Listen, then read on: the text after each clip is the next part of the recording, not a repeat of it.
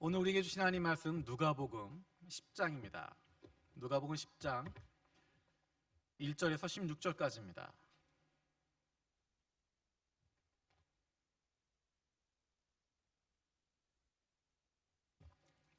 누가복음 10장 1절에서 16절까지.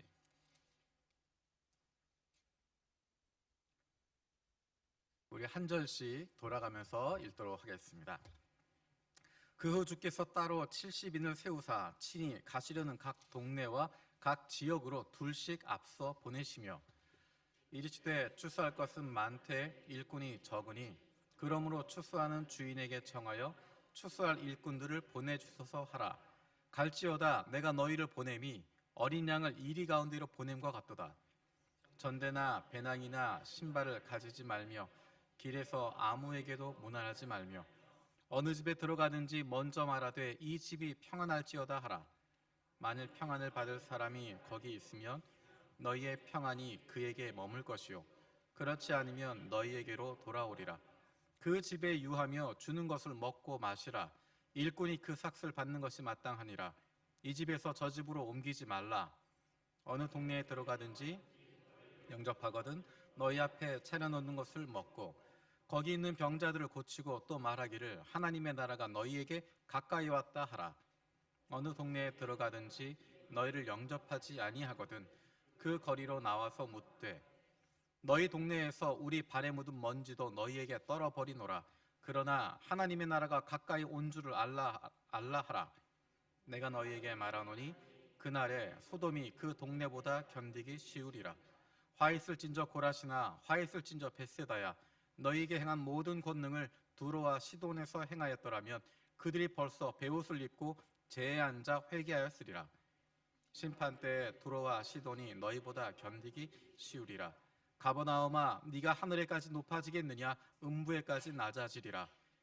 너희 말을 듣는 자는 곧 내 말을 듣는 것이요 너희를 저버리는 자는 곧 나를 저버리는 것이요 나를 저버리는 자는 나 보내신 이를 저버리는 것이라 하시니라. 아멘. 오늘 말씀은 예수님께서 예수님의 제자들 70명을 따로 세우셔서 그들을 파송하시는 장면을 보여주고 있습니다. 우리가 지지난주에 12명의 제자를 세우는 장면을 살펴봤습니다. 예수님에게는 그 12명의 사도뿐만 아니라 70명의 제자들의 무리가 있었습니다. 그들을 파송하고 있는 장면입니다. 그리고 예수님께서 그들에게 말씀하십니다. 가거라, 내가 너희를 보낸다 말씀하십니다. 예수님께서 동일하게 저와 여러분에게도 말씀하십니다. 가거라, 내가 너희를 보낸다. 첫 번째로 가거라 라고 말씀하십니다. 떠나라는 것입니다. 움직이라는 것입니다. 하나님께서 보내시는 곳으로, 있어야 할 곳으로 가라는 것입니다. 그런데 그냥 가라고 하는 것이 아니라 거기에 권위를 더해 주십니다. 우리 16절 말씀 같이 읽어보겠습니다. 16절입니다. 같이 읽겠습니다. 시작. 너희 말을 듣는 자는 곧 내 말을 듣는 것이요 너희를 저버리는 자는 곧 나를 저버리는 것이요 나를 저버리는 자는 나를 보내신 이를 저버리는 것이니라 하시니라. 아멘. 쉽게 이야기하면 너희를 거부하면, 예수님이 파송하는 너희를 거부하면 예수님을, 나를 거부하는 거다. 나를 거부하는 것은 곧 나를 보내신 분을 거부하는 거다. 쉽게 이야기하면 제자들, 파송받은 70명, 그 사람들이 그 마을에 갔을 때 너희를 환영하면 그들이 복을 받겠지만 너희를 거부하면 예수님을 거부하는 것이고 예수님을 거부한다고 하는 것은 바로 하나님을 거부한다는 것이다 라고 이야기합니다. 단순히 그 사람들, 파송받은 사람들의 문제가 아니라 그들을 파송하고 있는 하나님의 권위로 그들을 보내고 있다라고 하는 것을 이야기하는 것입니다. 성경에는 하나님의 사람들을 파송할 때 하나님께서 주시는 권위가 함께하고 있는 장면들이 등장합니다.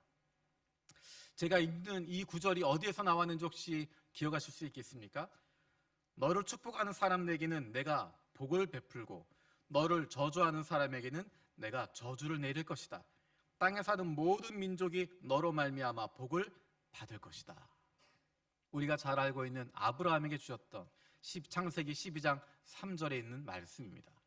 아브라함을 부르셔서 가거라라고 말씀하시면서 그에게 주신 약속이 바로 그것입니다. 너로 말미암아 세상이 복받게 하겠다. 너로 말미암아 세상 가운데 하나님의 나라가 선포되도록 하겠다. 네가 있는 바로 그곳에 하나님이 기뻐하신 일들이 펼쳐지도록 하겠다. 너의 능력으로 가는 것이 아니라 너의 힘으로 가는 것이 아니라 하나님의 권위를 가지고 하나님의 능력을 가지고 가라고 말씀하시는 것입니다. 가거라 이야기하시면서 주시는 말씀이 내가 보낸다 라고 이야기합니다. 내가 보낸다. 내가 너희를 보낸다. 예수님께서 제자들을 보내신다. 하나님께서 우리를 보내신다 말씀하고 있습니다. 우리가 가지고 있는 권위는 누가 우리를 보냈는가 그것에 따라 달라지게 됩니다. 가끔 영화에 보면 여러분 경찰들이 범죄자의 집을 수색하는 장면이 등장합니다. 아무리 범죄자의 집이 화려하고 멋있어도 수사하는 경찰이 가서 종이 한 장 보여주면 아무런 방해받지 않고 그 온 집안을 다 뒤질 수 있습니다. 그 권위가 어디서 나오겠습니까? 그 경찰이 힘이 세고 무장을 했기 때문에 그것이 가능하겠습니까? 그렇지 않습니다. 그 종이 한 장에서 오는 것입니다. 이 보여주는 종이 한 장은 수색 영장이라고 하는 법원에서 발부하는 종이 한 장입니다. 한 사람의 경관인 것 같지만 경찰인 것 같지만 그 사람을 파송하고 있는 법원의 권위가 있기 때문에 그 법원의 권위라고 하는 것은 국민들이 주었던 국가가 주고 있는 권위이기 때문에 눈으로 보기에는 경찰 한 명이지만 눈으로 보기엔 별것 아닌 사람인 것 같지만 그 권위 때문에 그 사람을 파송하고 있는 법원의 권위, 국가의 권위 때문에 순종하게 되어지는 것입니다. 우리가 가지고 있는 권위, 우리로 말미암아 세상이 복받게 되는 권위, 우리를 축복하는 자들에게 복을 주시고 우리를 저주하는 자를 저주하겠다 말씀하시는 그 권위, 그것은 내가 가지고 있는 능력이나 내가 가지고 있는 힘이 아니라 우리를 파송하시는, 우리를 보내주시는 그분에게 있는 것입니다. 예수님께서 말씀하십니다. 내가 너희를 보낸다 말씀하십니다. 70명의 제자들, 그들이 가지고 있는 개인적인 역량 때문이 아니라 그들이 가지고 있는 능력 때문이 아니라 그들이 제자 훈련을 받고 그들이 무엇인가 프로그램을 경험했고 그들이 무엇인가 경험을 가지고 있기 때문이 아니라 그들을 보내는 분이 예수님이기 때문에 그들이 예수님의 이름을 가지고 나아가기 때문에 그들이 하나님의 자녀로서 하나님의 권위를 가지고 나아가기 때문에 그들에게 능력이 나타나게 되는 것입니다. 그래서 기억해야 할 것은 우리의 선택보다는 주님의 인도하심에 귀를 기울여야 하는 것입니다. 주님께서 어떻게 인도하시는가 그것에 귀를 기울이는 것입니다. 때로는 내 선택과 다를 수 있습니다. 내 마음에는 이곳에 가고 싶지만 주님의 인도하심은 다른 곳일 수 있습니다. 내 선택은 저곳이지만 주님의 인도하심은 이곳일 때도 있습니다. 내 마음과 달라서 내가 원하는 것과 달라서 마음이 힘들기도 하고 불편하기도 할 수 있습니다. 익숙하지 못한 길을 떠나야 할 수도 있습니다. 그런데 놀라운 것은 5년, 10년이 지나고 나면 그때 주님의 인도하심이 그게 바로 그 길이었구나 하는 것들을 깨닫게 된다는 것입니다. 그때는 힘들었지만 그때는 어려웠지만 그때 1년, 2년은 정말 모든 것이 답답하고 가로막힌 것 같았지만 5년, 10년이 지나고 나서 보니 그때 주님께서 그렇게 인도하지 않으셨으면 어찌할 뻔했나 하는 마음들을 갖게 됩니다. 우리는 눈앞에 있는 것밖에 보지 못합니다. 우리는 내가 경험한 것들 거기에만 사로잡혀 있습니다. 내 생각에만 붙잡혀 있어서 더 넓게 볼 수도 없고 더 넓게 생각할 수도 없습니다. 그래서 우리의 선택은 늘 편안한 것이고 우리의 선택은 늘 익숙한 것이고 우리의 선택은 늘 예측 가능한 것이고 우리의 선택은 늘 내 욕심을 따라가게 됩니다. 하지만 내가 너희를 보낸다 말씀하시는 그 주님, 그 주님의 인도하심은 우리가 생각하지 않았던 그 길을 가게 되는 것이고 우리가 예상하지 않았던 길을 가게 되는 것이고, 때로는 내가 전혀 마음속에 품지 않았던 길로 인도하시기도 합니다. 우리가 앞으로 5년, 10년 지난 뒤에 우리의 인생을 돌아보면 그렇게 이야기하지 않을까. 우리 교우들 많이 만나면서 가장 많이 들었던 이야기가 일본에 처음 올 때 6개월 있으려고 왔습니다. 친구 보려고 한 달 있으려고 왔습니다. 정말 길게 생각했던 사람이 1년 공부하다 가려고 했습니다. 누님 보러 왔다가, 형제 보러 왔다가, 좋아하는 남자 따라 왔다가, 그러다가 20년, 30년 이 땅에 머물며 살아가고 있습니다. 그때는 왜 그랬나 싶은데 10년, 20년 지나고 나니까 거기에 하나님의 인도하심이 있었음을 깨닫게 됩니다.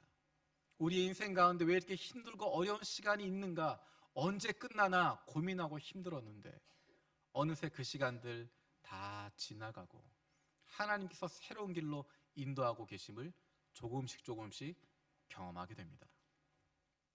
내 선택보다, 내가 결정하는 것보다 주님의 인도하심에 귀를 기울일 수 있는 것, 주님의 인도하심이 어디 있는지 날마다 거기에 귀를 기울이고 주님이 원하시는 것이 무엇인지 귀를 기울일 수 있는 것이 주님의 사람들, 하나님의 백성들, 예수 그리스도의 제자들의 삶의 모습입니다. 가거라 말씀하시고 다시 한번 말씀하십니다. 내가 너희를 보낸다. 내가 너희를 보낸다. 내가 너희를 보낸다라고 말씀하시는 그곳에서 주님의 마음을 느낄 수 있습니다. 우리 3절 말씀 같이 읽어보겠습니다. 3절입니다. 시작. 갈지어다 내가 너희를 보냄이 어린 양을 이리 가운데로 보냄과 같도다. 사랑하는 제자들을 먼저 보내시는, 파송하시는 모습입니다. 예수님의 마음이 어떠셨을까? 우리가 잘 알고 있는 것처럼 이것은 예수님께서 십자가에 돌아가시기 전에 있었던 사건입니다. 성령이 제자들에게 임하기 전에 있었던 사건입니다. 아직까지 제자들이 예수님을 떠나서는 아무것도 할 수 없는 그런 상황일 때 벌어졌던 일입니다. 제자들을 보내시면서, 먼저 제자들을 파송하시면서 예수님의 마음이 어떠셨을까? 가끔 TV 프로 가운데 그런 프로들이 있습니다. 몰래카메라. 어떤 일을 벌려놓고 어떻게 하나 옆에서 쳐다보고 또는 CCTV로 감시하기도 하고 점수를 매기기도 합니다.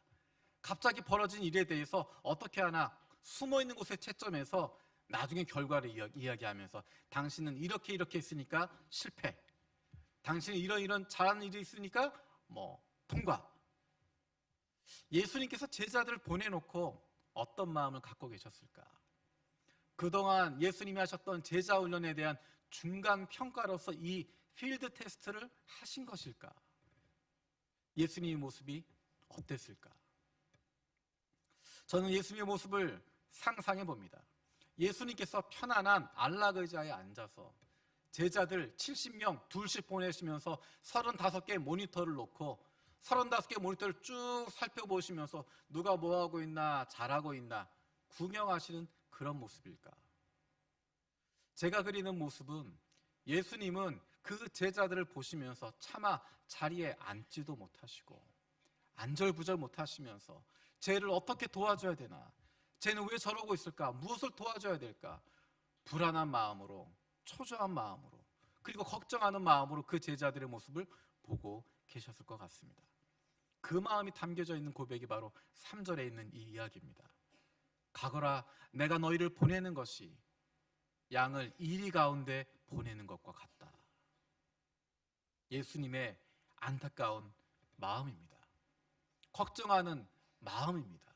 제자들에 대한 불안한 마음, 제자들을 믿지 못하는 것이 아니라 제자들이 얼마나 힘들어할까, 얼마나 어려울까, 그것에 대한 안타까운 마음을 가지고 있습니다. 그래서 예수님께서 제자들에게 하시는 약속이 내가 너희와 함께 하겠다 약속하는 것입니다. 우리가 잘 아는 것처럼 마태복음 28장 20절에서 예수님께서 말씀하십니다. 세상 끝날까지 내가 너희와 함께 하겠다. 너희들 혼자 있는 것이 아니다. 너희들만 떨어져 있는 것이 아니다. 내가 하늘로 올라가지만, 하나님께로 돌아가지만 하나님 보좌 우편에 서서 너희를 위해서 간구하겠다.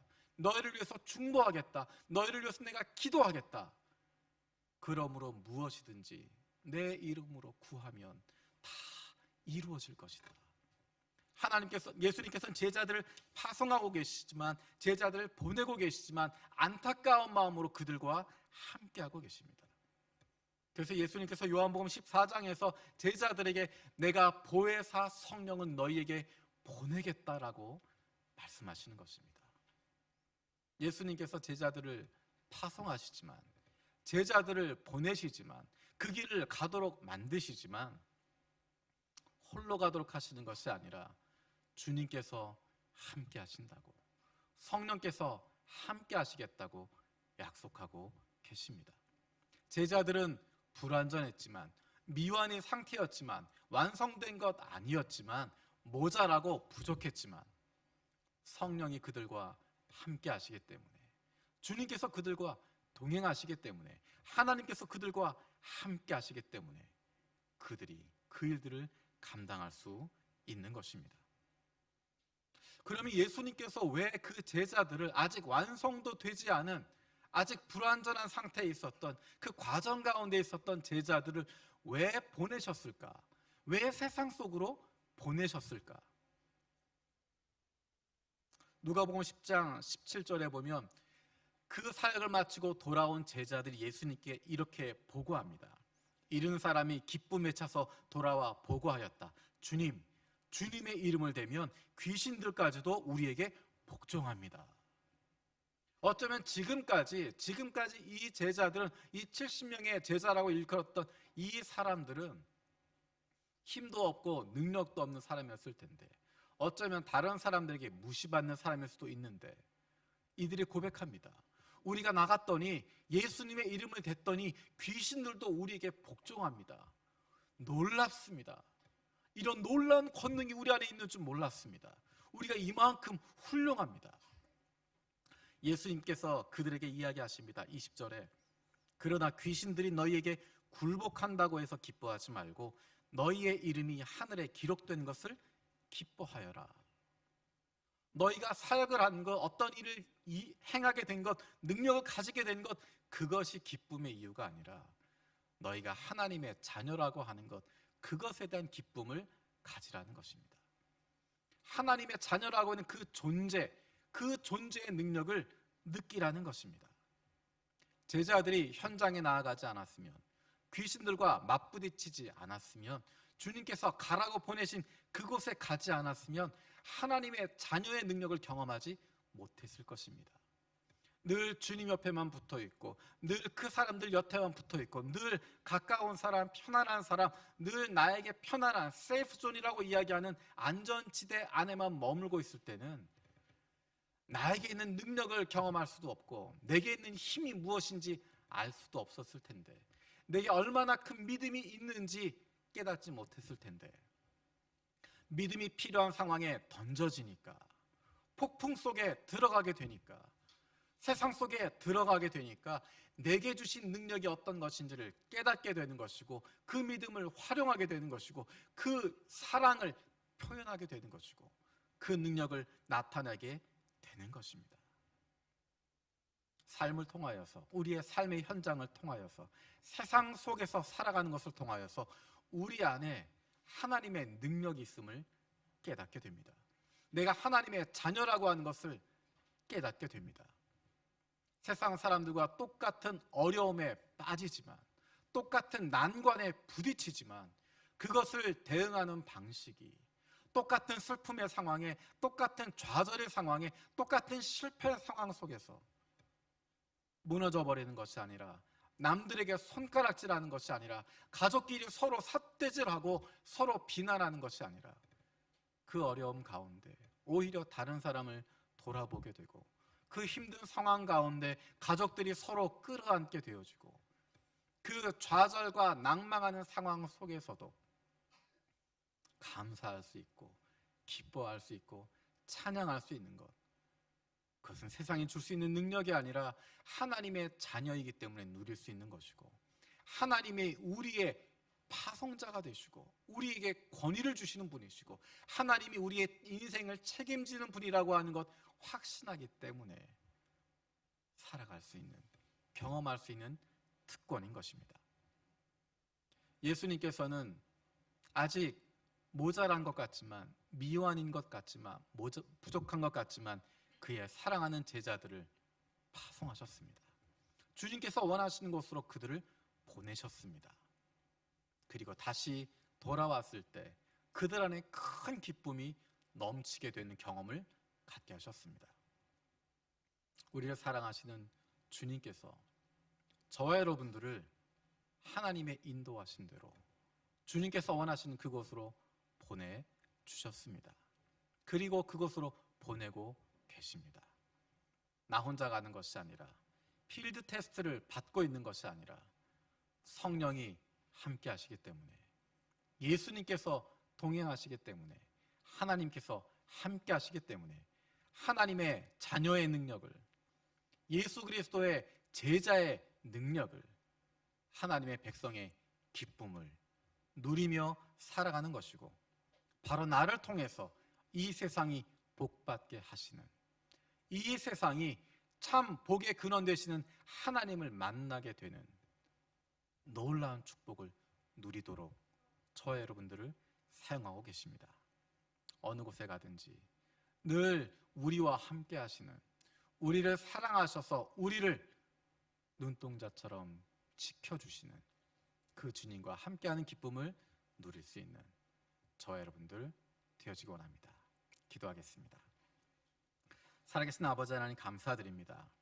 예수님께서 예수님의 사랑하는 제자들을 보내시며 가거라, 내가 너희를 보낸다 말씀하셨던 그 말씀을 기억합니다. 우리를 사랑하시는 주님께서, 하나님께서 원하시는 곳으로 우리를 보내셨음을 믿습니다. 우리만 밀어보내신 것이 아니라, 우리만 떠나보내시는 것이 아니라 성령이 함께 하시고 임마누엘, 하나님께서 우리와 동행하셔서 우리가 어느 곳에 있든지 무엇을 하든지 늘 주님과 함께하고 있음을 믿습니다.